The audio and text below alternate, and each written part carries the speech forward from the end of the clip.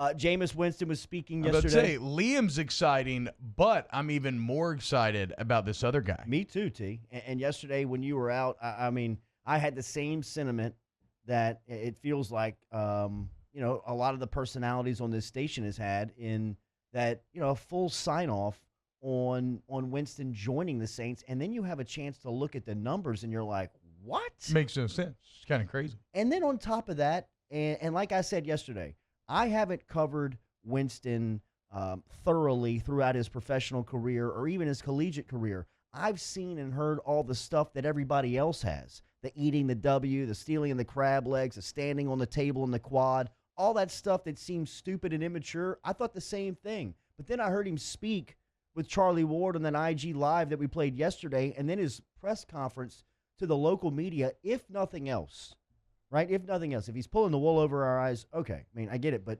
it sounds like he's very humble in the sense that he had other opportunities to make more money and play a greater role on another team, and decided to push that all aside to come sit in a room and learn not only to play quarterback, but really kind of try to be a pro.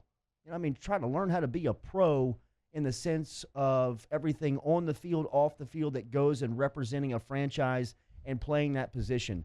And then the number, $1,000,001, It's a $147,000 signing bonus. I mean, that's like a free agent. That's like an undrafted free agent type stuff. What's the put your money where your mouth is, right? I mean, is that not that saying come to life right here? Like, yes, Jameis Winston has always been good at talking the talk. He's always been good at saying the right things, and he's been knocking out the park since he signed with the Saints. I mean, speaking of Harvard, calling, I think appropriately, the Saints quarterback room basically quarterback Harvard when you look at Sean Payton, Pete Carmichael, Drew Brees, the amount of experience and knowledge that Winston can draw and learn from. So saying all these things, but now when you look at that deal, so he's going to be making $1.1 million.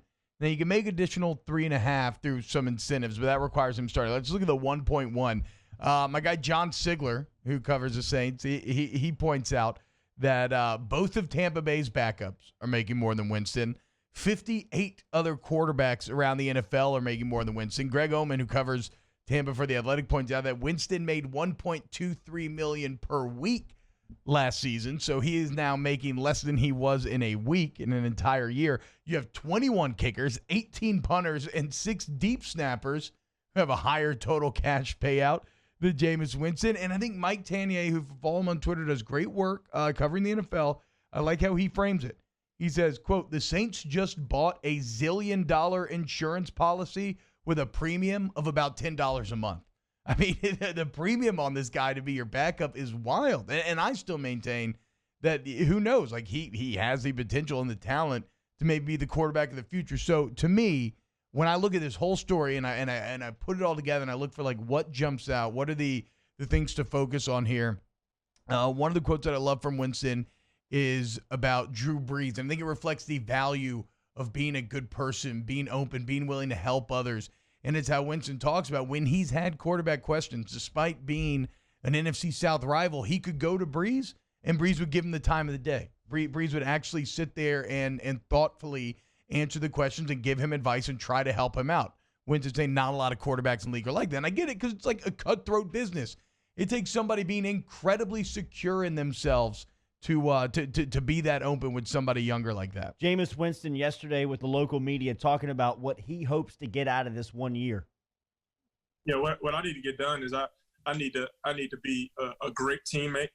I need to serve our team, and I need to be competing every day.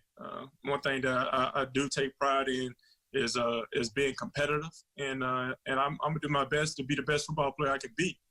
This sport, even though I'm coming to New Orleans, I still love this game of football, right? And we're gonna play a lot of football in New Orleans, and we're gonna win a lot of games.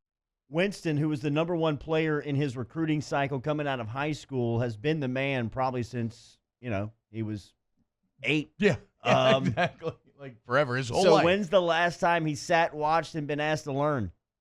Every day, like I'm learning from someone else. Like this is going to be relatively new. The only thing that's going to be new is that I'm not the guy. But to myself, I'm still the guy, and I'm gonna approach every day like I'm the guy. And I think that's what that quarterback room breeds of. Like when you see what happened last year with the amount of play time that Taysom and Teddy got. I'm not saying that I'm going to expect that this year, but those guys were prepared, and that's where I'm gonna be. I'm gonna be prepared for whatever. I love being a quarterback. You have to be a student of the game. So now I actually get a chance to dive into that more, and I actually have a Hall of Fame quarterback that I'm learning from, opposed to trying to learn by myself or use Google. I love that. I love that Google line there. How much fun are the Saints quarterback competitions at camp going to be after practice with those two? So like I said, as we close out this portion of the show, my highlights from all this: it's a testament to being a good person. It's a testament to the power of reputation. When you look at what Sean Payton, Pete Carmichael, and Brees have built offensively in the NFL over the past 15 years, it's Jameis Winston not just talking the talk, but backing up his words with actions. And like I said, the potential for him to be the quarterback of the future is huge. And how about this? He's now vegan. He's lost some weight. And he got eye surgery. He got LASIK. So our guy Jameis, it's all moving in the right direction. I'm fully aboard the Jameis Winston hype train. The LASIK stuff is amazing. I mean, the pre-draft process alone, breakdown of measuring hand size and hiring private investigators to follow prospects through the airport and not know that this cat doesn't have 20/20 vision until he's been in the league for 5 years and almost $100 million later. Get the hell out of here.